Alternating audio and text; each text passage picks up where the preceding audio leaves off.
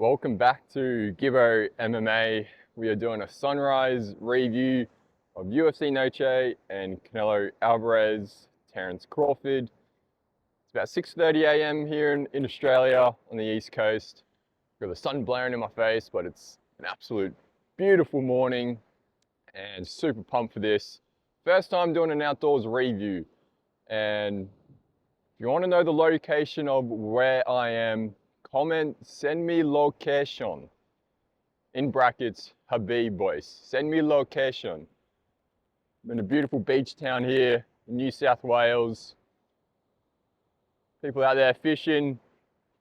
And so I'm going to do Diego Lopez versus Jan Silva first, and then we'll do the Alvarez Crawford fight. Powered by coffee this morning, of course. Need that. Pretty much jumped out of bed, set it up. Let's get into it. So UFC Noche, 3rd edition, headlined by Lopez Silva. Silva was the favorite in this, ranked number 10 guy, fighting nerds, was the favorite against the ranked 2 guy who just fought Bulk. And coming into this, the big question was, is this too big of a step up for Jan Silva? And what did we get? A 2nd round TKO by Diego Lopez. Hit him with the spinning elbows. What is in the air at the moment? Spinning elbows are coming here to stay. I believe that's probably the 9th spinning elbow knockout in history. We had 2 back-to-back ones a few weeks ago, but Diego Lopez, y'all must have forgot. Y'all must have forgot who this guy is. He absolutely came out there strong, got full mount within the first minute and a half of the fight. Checked his grappling. He had knives coming down on him, the spinning elbows. Oh, not the spinning, just the downward. How good are 12-6 elbows? Just started cutting up Jan Silva. He got back to his feet. And then that was the end of the first round. Could have been a 10-8, but we'll give it a 10-9. Oh, the sun. And then we go into the 2nd round. Silva was looking good. Jan Silva, Lord Silva, seemed to have found his feet. He was landing so many hard shots in the pocket. And if you go watch the live reaction I did for that fight, you can see me on the couch doing the old coaching, saying, get out of that boxing range, Lopez. Get out of there. Because Lopez, he's got a chin, but man, he could take some damage. But he took it. He ended up getting Silva back down to the ground. And I thought that was a sign of fatigue when Silva just gave up his back. Ended up in side control, Lopez did against the cage. And it was a scramble of a fight. It got fight of the night. They're back up to their feet. And then Lopez was on the back foot. There's about a minute left in the round, in the 2nd round. And Jan Silva just started throwing the kitchen sink at Lopez. Just started dishing it out, coming in like Aaron Pico did to Lerone Murphy. He came in strong and aggressive. And then Lopez with the spinning elbow, bang, sliced him open, dropped him, and then finished him with about two seconds left of the 2nd round. He gets a TKO stoppage. Jan Silva was pieced up. He wasn't happy. And Diego Lopez keeps his ranked 2 number spot in the top 5 rankings and gets the win. My official prediction for this was around 5 TKO for Lopez, but hey, we'll take it. He was a 3-1 underdog in this. But yeah, let me know your thoughts on that fight. Go watch the live reaction to me fucking going crazy about it. Insane stuff. But yeah, as a whole, UFC Noche, it was definitely a step down in production as last year when they had the Sphere. 2 title fights, Merab O'Malley, Shevchenko, Grasso. And then we just got like a glorified fight night. But hey, it was good. But again, branding and marketing is used so well by the UFC. As mentioned in the preview, to kind of take these top heavy fights and, you know, get people still interested in them. And that's what they did. And I love the Mexican culture they bring to it. You know, you get to learn more about other cultures. It's really great. I'd love to go to a UFC Noche one day, but yeah, so Lopez, man, what's next for him? You got Lauren Murphy. I mean, Aljo, he wants the title shot as well. You know, you got Mozart Evliov. I don't know if he's still a UFC fighter. He's gone missing somewhere. My boy Arnold Allen, he's still injured. You guys just wait for Arnold Allen when he comes back. We get 1 or 2 fights, a few more wins, he'll be fighting for a title in a couple years. So yeah, I'm just keen to see Diego back in there by the end of the year, or yeah, just keep, I think, 1 more fight and you can get another title shot. And John Silver, fighting tough scenes for fighting nerds. Tough scenes. Man, this view, got someone out on the boat there trying to get some bust ups, get some 3-meter flatties. But John Silver, you know, he's ranked 10 coming into this, and you know, that's the 4th time when a fighting nerd's been catapulted up the rankings. They haven't delivered. So last week they went 0-2 in Paris. Now they just, John Silver loses. But hey, you know, Diego Lopez said in the post-fight presser, you know, less talking, more training. Woo! Less talking, more training. And, you know, you got to promote yourself in this fight game, so I don't hate on the fighting nerds for talking or promoting themselves. That's what you're supposed to do. But, yeah, I think John Silver, you know, in that stacked featherweight division, would just have to fight a guy from probably ranked 8 to 15, in and around there. I'm not sure exactly who. Let me know who you think John Silver should fight next. But and Lopez got a performance of the night bonus, so an extra 50K for him, and it got fight of the night. But yeah, I'll just skim over a couple other things in this card. The Rob Fodden fight. The crowd was so loud that at the end of the fight, the horn had to go twice. I've never seen that before, when they've had to blow the horn twice. And the guy just, and like, Rob Font was down, the guy just kept fucking hammer fisting him. Literally like probably 3 to 5 seconds after the horn. So they had to blow it again. That's how loud it was. Mexican fighters go 5-0 in this card, just like they did in Paris. All the Parisian fighters went 5-0 undefeated. So well done to the Mexican fighters. Kelvin Gastelum, who missed weight as we thought he would.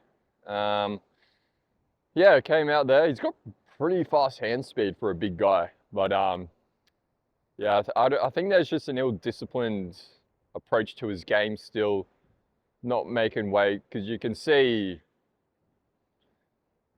he can definitely make the weight. He was making welterweight, he made welterweight like last year or something. So I think it's just a discipline thing. But hey, you know, he's getting in there and fighting.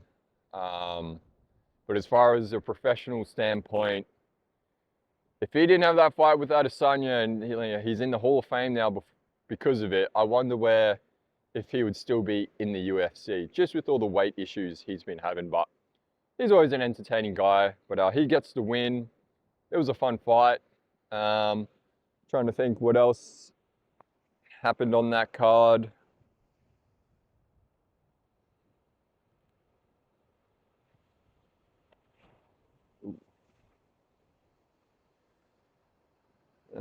Alex Hernandez, man, this guy is on a crazy run this year. I think he's on a 4-fight win streak. Yeah, 4-fight win streak. He's got 3 wins this year. He knocks out Diego Lopez round 2. You know, in the commentary they were saying he's too much on the back foot, he's running away, but you know, he was setting it up to just fucking lean back and bang with that right hand. Finishes Diego. So, you know, I mentioned him as one of my comeback fighters of the year, this year.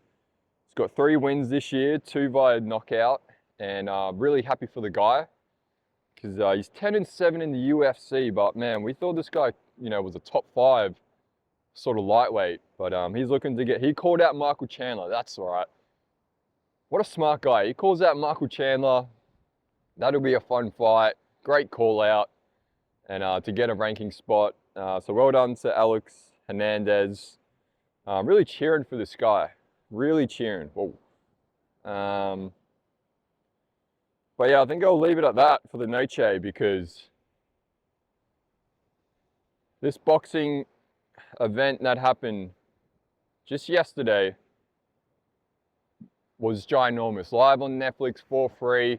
I wonder how many people watched. You know, I reckon around the 50 million mark worldwide. 70,000 people sold out at Allegiant Stadium, where the Las Vegas Raiders play. And Terence Crawford gets a unanimous decision win over Canelo Alvarez. Can't believe I'm saying this. I can't believe I just said that. Terence Crawford is now a 3-time undisputed boxing champion. Man, he's got like, there's so many belts in boxing, so many belts and weights, so it's kind of hard to keep up with how many accolades this guy has, but he's the first undisputed champ in 3 weight classes in the 4-belt era. And this is just huge. He went up 2 weight classes, you could say 3, because he fights at 147 most of his career.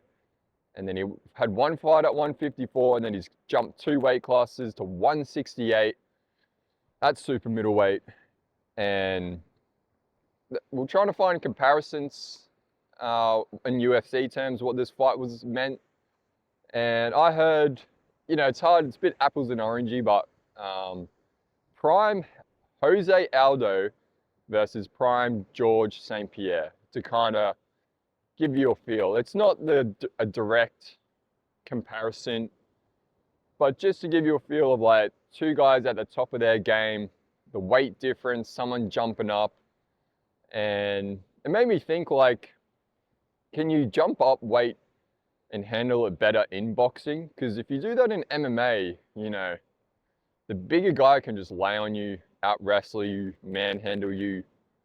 But if it's just striking, you just got to worry about the power. And that was just something that I started to think about, like why you see so many people jump up in weight in boxing compared to MMA. Obviously, there's more weight classes in boxing, but MMA, like, man, it makes a difference once you start wrestling. Jeez. But yeah, so I did a live reaction for this. I'm going to get this up ASAP of this fight. And during the reaction, man, I will say I was a bit biased when I was scoring this. And during it, I was like, yeah, Crawford won. I had it scored wrong, like when you're just in the moment. So when you watch it, if I seem pretty biased, I was like, no, I was just wrong. Because I had it 115, 113 Canelo. But once hit round 10 or 9, I was like, nah, I've definitely scored a couple of early rounds wrong. I don't see how Canelo should be winning this fight. But like, because I scored the first 2 rounds for Canelo, and one judge who scored the fight officially agreed with, like, we had the same sort of scorecards, and it was probably round 4 and 7 I got wrong. Yeah, round 4 and 8, I don't know, but the scorecards on this, like, one judge will have it for Crawford, 2 would have it for Canelo, 2 would have it for Canelo, 1 would have it for Crawford. So it was pretty spread out, like a few swing rounds, but the right guy won. The right guy won. I completely agree. It was 116, 112 on one judge's scorecard, and 2 had it 115, 113 for Crawford. So yeah, I think it's, yeah, 115, 113 for Crawford. I had it wrong, but yeah, coming into this fight, the biggest question was the weight. Is Canelo going to be too big, too powerful, too strong for Crawford? And I was sort of doubting Crawford a lot. And this is what I love about this performance, is I love to be wrong. This is what greatness is about. We just witness greatness, and man, Crawford looks so good in there, man. Holy shit. That is a boxing grandmaster at the top of his level, taking on another boxing grandmaster at the top of his level, and fucking checkmated him, outboxed him. Canelo was frustrated in there. He couldn't figure him out, rip into the body. I was like, is he gonna finish him with a liver shot? He just kept going there, Canelo. And man, Crawford, he was just fucking too good. Had the defense there. And I said the blueprint to beat Canelo was to take a piece, the blueprint from Floyd Mayweather, but that was 12 years ago. And Canelo was only 23 then. So I was like, man, it's going to be hard to put on that kind of performance against the Canelo who he is now. But Crawford did that. He outboxed, outschooled, put him on a masterclass clinic against Canelo, and if not, performed better than what Floyd did, because the Floyd fight was a majority decision. This was unanimous. And in the post-fight presser, Canelo said, Crawford's way better than Floyd. It's direct. Yeah, he says Crawford is way better than Mayweather. And it's about time Crawford starts to get more recognition for what he's done in this sport. Because he hasn't fought like the bigger names, even though he's fought the highest level that he's been asked to fight. Like, he fought an Australian called Jeff Horn pre-COVID, and so Jeff Horn beat Manny Pacquiao here in Australia in a stadium event.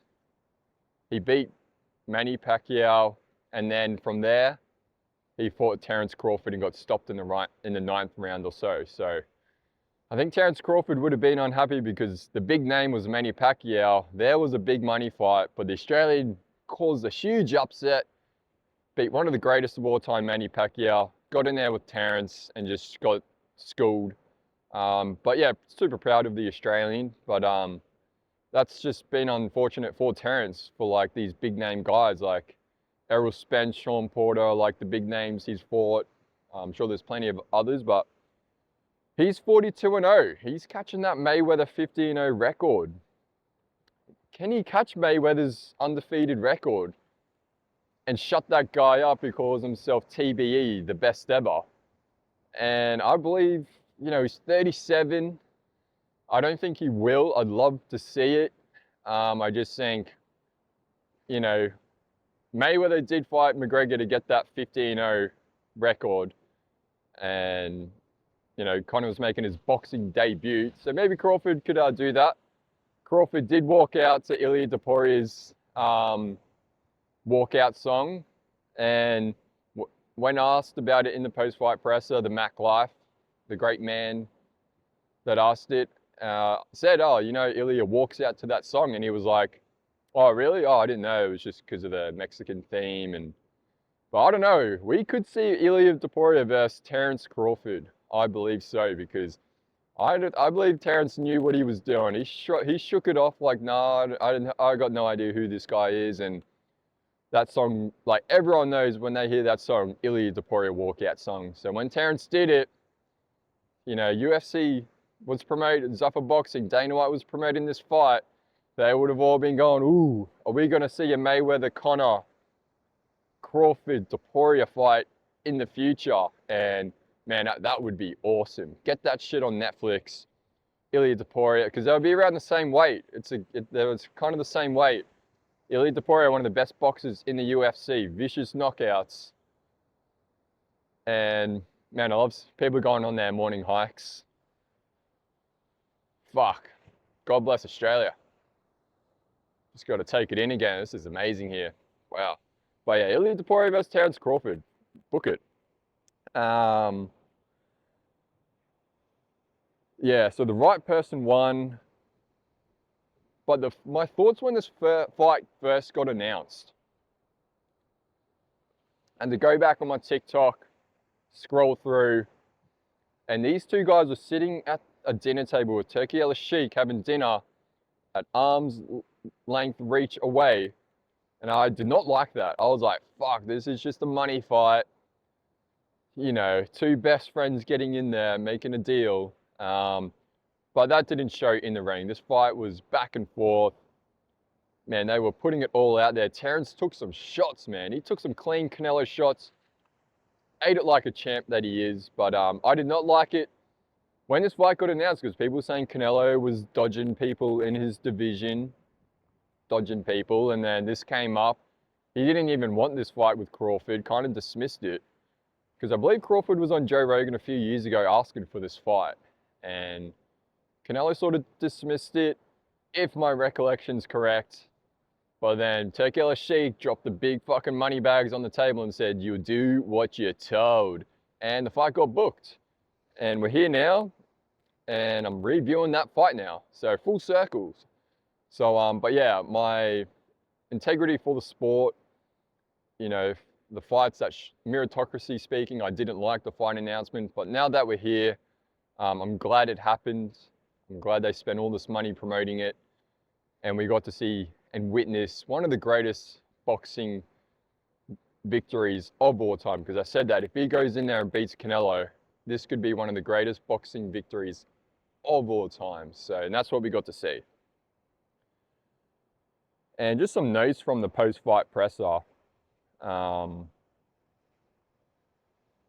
You know, someone asked Crawford, when did you feel like you beat Canelo? And I believe the context he was asking it was like during the fight, like, oh, when did you feel like you had him beat? And I got to say, Crawford's response, man, you know, this guy's got ice in his veins. I got chills when he said this, and his mentality needs to be studied. But he said to the response of the question, when did you feel like you beat Canelo? And Crawford said, when I signed the contract. Boom. This guy walking around with 3 legs or what? Fuck. When I signed the contract, he was like, I had him beat. Man, you know, obviously he's up, he's just won. It's gonna sound like, but I believe in this guy. Like from the start, like, you know, he was even talking about, you know, people are surprised, and he's like, I ain't surprised. So that's, you know, you got to take a page out of Crawford. People need to, I'm inspired by that. Like, you know, you got to believe in yourself and put in the hard work, of course. But Crawford's mentality, you know, anyone in this world can take a piece of that mentality and apply it to themselves, because, man, he just walked in there and just flopped out his fucking 3rd leg, outboxed one of the greatest Mexican boxers of all time, made history, 3-time undisputed champion undisputed champion in 3 different weight classes. Just absolutely insane. And will there be a rematch? There was no rematch clause for this fight. And, you know, do the fans want to see it? Like, they'll watch it if it's on Netflix, but does Turkey want to put up the money again? Do they feel like they reap the rewards of this fight? Because, you know, outside of this fight, the rest of the card, man, I just had it on the background while I was editing my live reaction to Lopez Silva. And it wasn't too great. Yeah, very top heavy again. But that's the fight we wanted to see. That's why I'm reviewing it. But the rest of the card, yeah, I didn't really pay attention to. But man, these waves are barreling in. Fuck. I'll have to get some B-roll for you. Some fucking mad waves here. Holy shit. It's beautiful. Fuck yeah, the sunrise reviews. Tough though getting up. But yeah, rematch. I think we, you know, if I had the percentage likeliness, I'd say it's 50-50. Probably 50-50. Canelo would want it back, but man, he just said like Crawford was too good. Couldn't figure him out. He was just too good.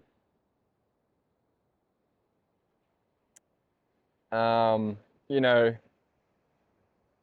Canelo was asked like if he was frustrated in there. Canelo just said like in his broken English, you know, he tried, but his body just wouldn't go. So, you know, Canelo was marching him down, but just he was just getting picked apart. And, you know, he said his body just wouldn't go.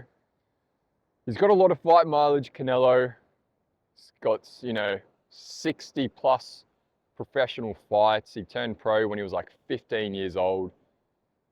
He is 35, but Crawford's 37 with 42 professional fights. You know, has this caught up to Canelo now? That fight mileage? I'd say it has a little bit, but I'm not taking anything away from Crawford. Like, that's, you know, when the experience and your prime physique meet together at that stage of your career, that's where Canelo is. Prime physique, 35, but with the experience and the boxing mind, that's where he is at in his career. And that's what Crawford beat. So that's just incredible stuff.